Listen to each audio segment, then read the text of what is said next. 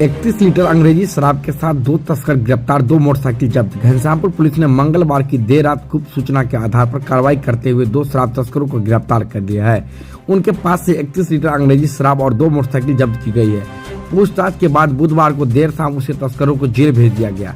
घनश्यामपुर थाना अध्यक्ष आलोक कुमार ने बताया है कि पुलिस को जानकारी मिली थी कि कुछ लोग मोटरसाइकिल की डिक्की में शराब रखकर होम डिलीवरी करने जा रहा है। इस सूचना पर थाना अध्यक्ष आलोक कुमार अपनी टीम के साथ दल बल के साथ बगरस गांव पहुंचे और जांच शुरू की।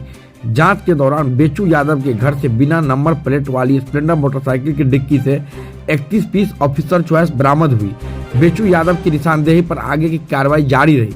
छापेमारी में महावीर यादव के भूसे के घर से 144 पीस ऑफिसर चॉइस शराब मिली। पुलिस ने एक और स्प्लेंडर मोटरसाइकिल भी बरामद की, जिसकी नंबर प्लेट किसी अन्य वाहन का था और वो इसका उपयोग शराब तस्करी के मामला में किया करता था। पुलिस ने कुल 175 पीस ऑफिसर चॉइस शराब को साथ दोनों मोटरसाइकिल को जब्त कर लिए।